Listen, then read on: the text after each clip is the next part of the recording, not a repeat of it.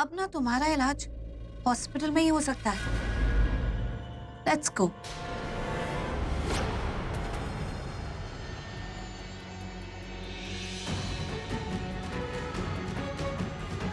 Hello Punnu baby, सुनो ना, मेरी तबीयत बहुत खराब हो गई है।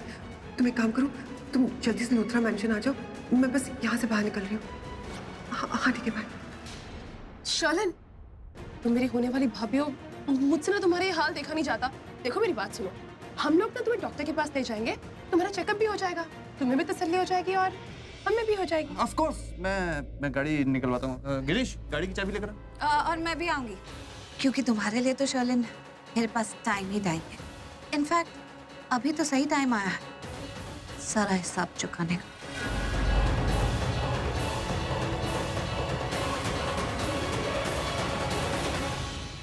क्या हुआ शर्लिन?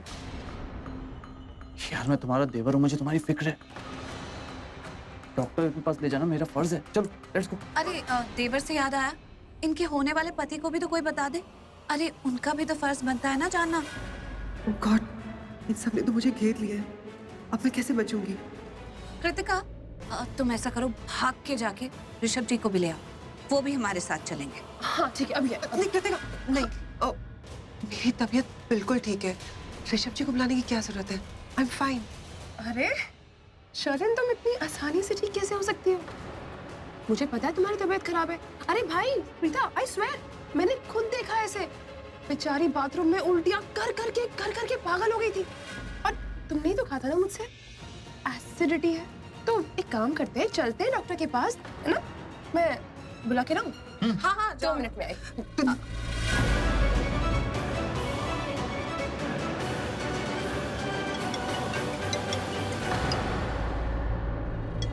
किसका फोन?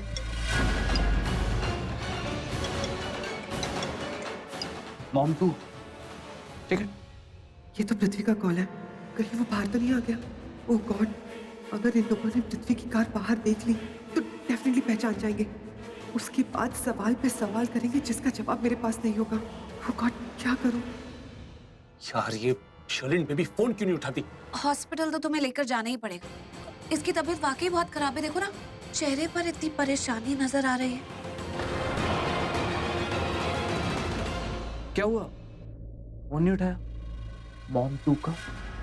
हालांकि इन लोगों ने मेरा पर्दाफाश करने की ठान ली है, लेकिन अगर ऐसे चुप रहोगे तो कैसे चलेगा? Sherlyn, you have to fight back. Phone क्यों उठाऊं? तुम लोग हो ना मेरे आसपास, और मैं जानती हूँ कि तुम लोग जिद क्यों कर रहे हो कि मेरी तबीयत ठीक नहीं है और मुझे डॉक्टर के पास क्यों लेकर जाना चाहते हो। बट कोई जरूरत नहीं, मेरी तबीयत बिल्कुल ठीक है। और हाँ, मैंने घर जाने के लिए टैक्सी बुला ली।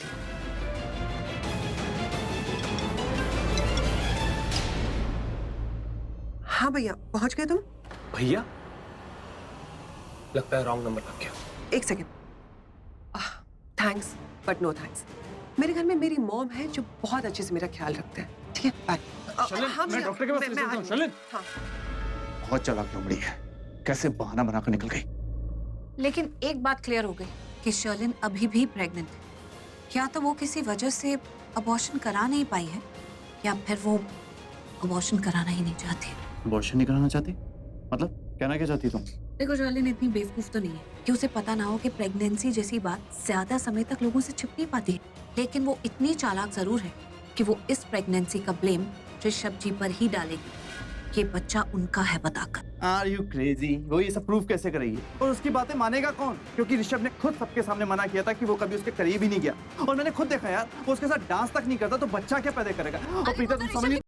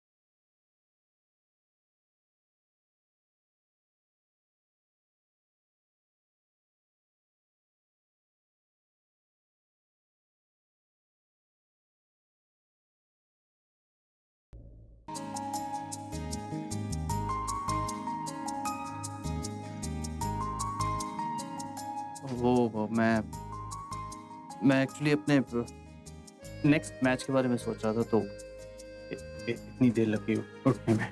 हाँ, तो सोच क्यों रहता है? प्रैक्टिस वगैरह क्या करो ना। या ऑफ कोर्स। आने लेकर आती हूँ।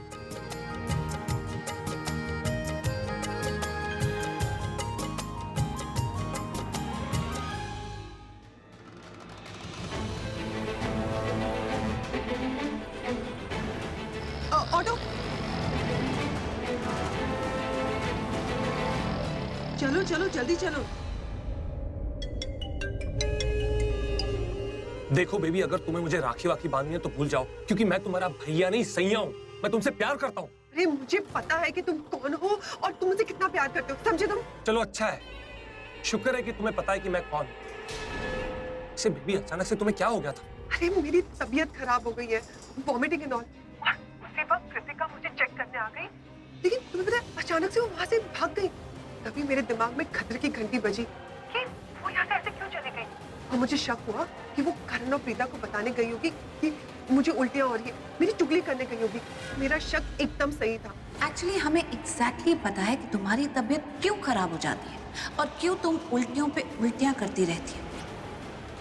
एक काम करते हैं भाई, हम ना इसे डॉक्टर के पास लेके चलते हैं। लेकिन मैंने उन लोगों को कह दिया कि मैंने कैब बुक कर ली है और उसी वक्त तुम्हारा कॉल आ गया। थैंक गॉड मैंने तुम्हारा नंबर मॉम के नाम से सेव करके रखा है और मैं तुरंत वहां से निकल गई। अरे तुम एक सिंपल सी वॉमिट पर कंट्रोल नहीं कर सकती क्या? करीना के सामने, कृतिका के सामने हम जैसे तैसे प्रेगनेंसी वाले झमेले से बाहर निकले, जैसे तैसे उस डॉक्टर को कंट्रोल किया था। अब अगर फिर से वो हंगामा शुरू हो गया तो मैं कैसे संभालूंगा इन चीजों को? अब तो वो करण भी बाहर आ गया जेल से। प्लीज अपनी वॉमिट को कंट्रोल किया करो यार। मुझे कोई शौक है कि मैं उल्टियां करूं? और ये नेचुरल सी चीजें हो जाती है, लेकिन तुम नहीं समझोगे।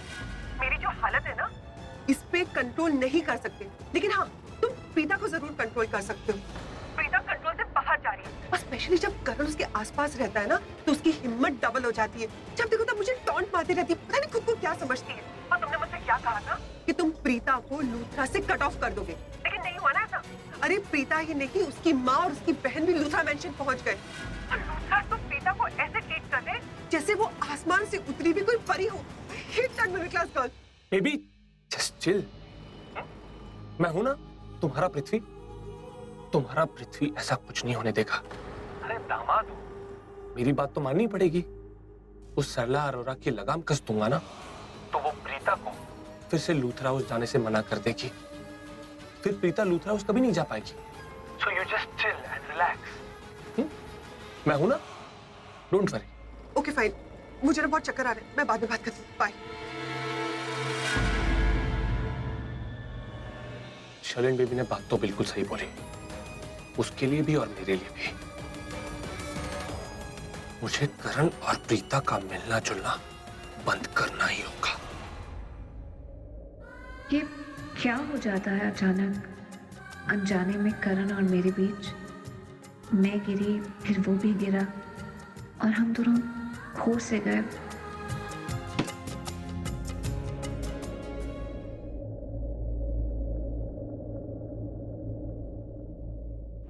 अरे रुको रुको रुको रुको, इस ग्लास से मत पियो। क्यों? क्या है इसमें? क्योंकि ये ग्लास मेरा झूठा है। Thank God. Thank God? ये कैसा रिएक्शन हुआ? मैंने तुम्हें कहा कि ये ग्लास मेरा झूठा है, मैंने अभी इसी में पानी पिया है। हाँ तो क्या हो गया यार? मुझे पता तुम पहले कड़वी करेली थी, कड़वी कड़वी बातें निकालती थी मुझे, तुम्हारे मुंह से वो स्टेनर की तरह गोलियां निकलती थी। ठीक है देखो ना, मेरी दोस्ती की दवा ने सब कुछ ठीक कर दिया। मुझ पर तुम्हारा कोई असर नहीं हुआ। मैं तुम्हारा झूठा पानी पिया तब भी मैं बिल्कुल ठीक हूँ, जिंदा खड़ा हूँ। चेक करके देखो, पिंच करो। अच्छा बताओ ना, झूठा क्यों नहीं पी सकते?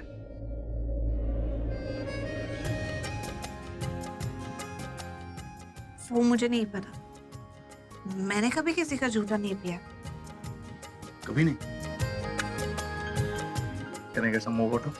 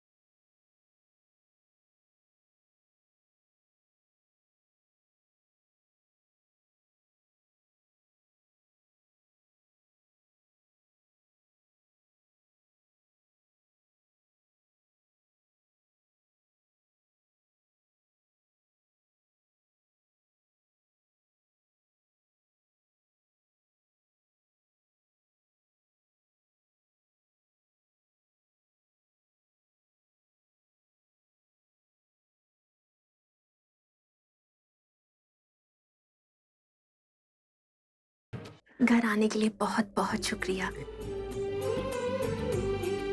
माँ दिया आ गई। चल सरला, अब चलते हैं, बहुत देर हो गई।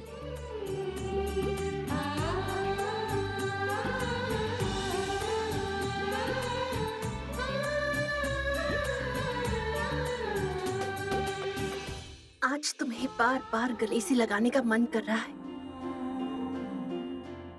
जिद्दी रहे पुत्र। कल कितने बजे? ठीक। राखी जी का मतलब ये है कि कल कब आएगी तू? कल सुबह। आओगी ना पुत्र? जी। एक काम करना, जल्दी आ जाना, ठीक है? और नाश्ता भी हमारे साथ ही करना। मैं तुम्हारे लिए कुछ स्पेशल बनाऊंगी अपने हाथों से। ओके।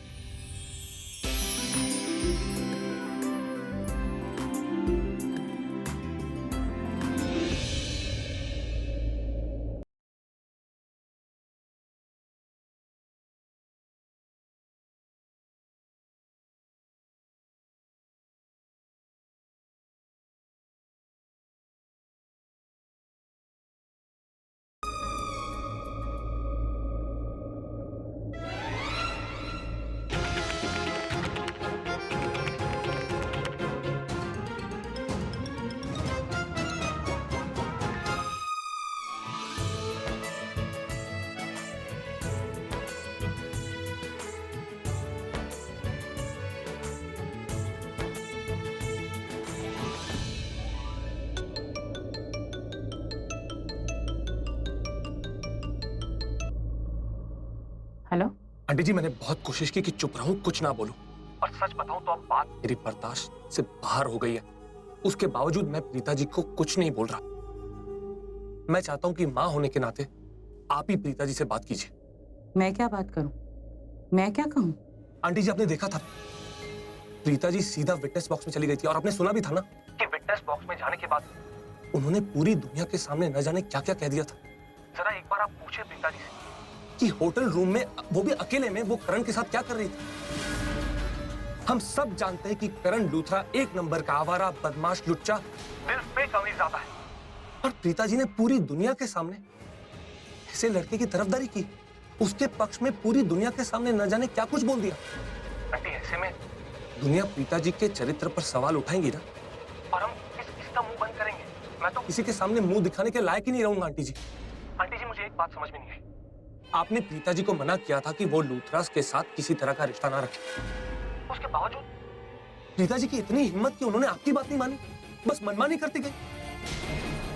मैं उनका मंगेतर हूं, मैं कहीं मुंह दिखाने लायक नहीं रहूंगा। उन्होंने अपना ही नहीं, अपने साथ साथ आपका और मेरा अपमान भी किया है। मैं तो समझाते समझाते थक गया हूं आंटी जी। आंटी जी, ऐसे आवारा बदनाम लड़के के साथ प्रीता जी का रिश्ता रखना बहुत ही गलत बात है, उन्हें शोभा नहीं देता। हो गया आपका?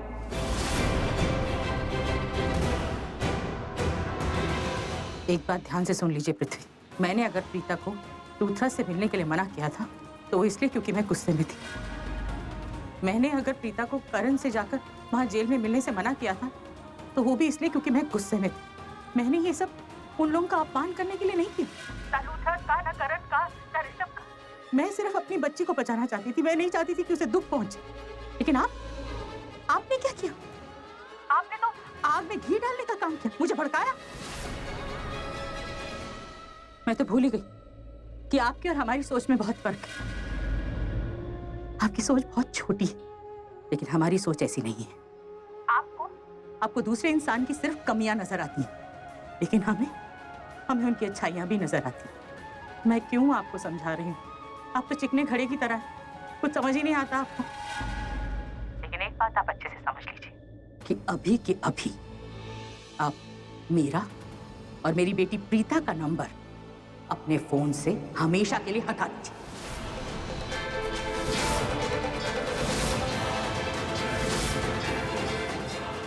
अब ये रिश्ता नहीं होगा, क्योंकि मैं नहीं चाहती कि मेरी बेटी की शादी किसी ऐसे आदमी के साथ हो जो मेरी बेटी पर विश्वास ही नहीं रखता। और आपको क्या लगता है पृथ्वी कि प्रीता खुद ही जाकर कटघरे में खड़ी हो गई थी बयान देने के लिए? तो वो खुद नहीं गई थी, मैंने उससे कहा था। मेरे कहने पर गई थी वो गवाही को। एक बेटी होने का फर्ज उसने इतने अच्छे से निभाया, मेरी बात का मान रखा, मेरा मान रखा, तो क्या मैं उसकी दोस्ती के लिए इतना भी नहीं कर सकती? करण और प्रीता इतने अच्छे दोस्त हैं। उसकी आंखों के सामने उसके दोस्त पर इतने सारे इल्जाम लग रहे थे, लेकिन मेरी बेटी, उसने जो किया ना, बिल्कुल ठीक किया। मुझे नाज है अपनी बच्ची पर, उसके फैसले पर। उसने करण को बचा लिया, ऋषभ को बचा लिया, उन्होंने कितना कुछ किया है हमारे लिए। लेकिन आपको शायद ये बात कभी समझ में ही नहीं आएगी। और जिन लोगों को इस दुनिया में समझ में नहीं आता ना ये रिश्ता, वो भाड़ में जाए। और अगर आपको भी समझ में नहीं आता तो आपको कहां जाना है आप जानते हैं। मुझे लगता है आपको समझ में आ गया होगा कि मैं क्या कह रही हूं। तो मैं फोन रखती हूं। नमस्ते।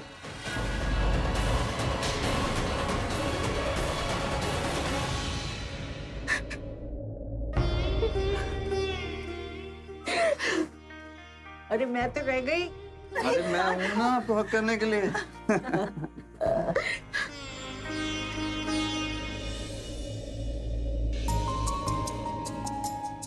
थैंक यू प्रीता, मुझे अपनी जिंदगी में इतना इम्पोर्टेंट समझने के लिए। तुम कब मेरे इतने अपने हो गए पता ही नहीं चला। वो तुम अंदर भूले। ओह, थैंक यू।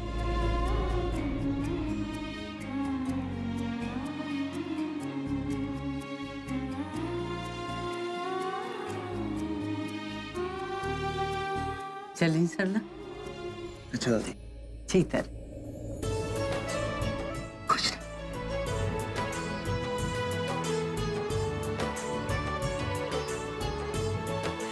बाय करण साहब।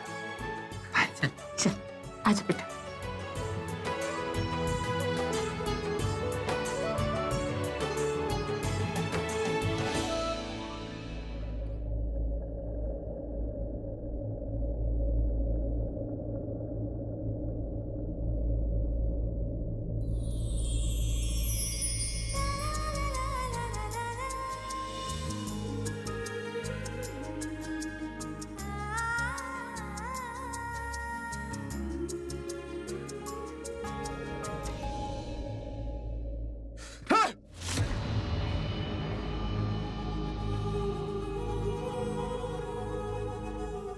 गुस्सा नहीं, गुस्सा नहीं पृथ्वी, गुस्सा नहीं।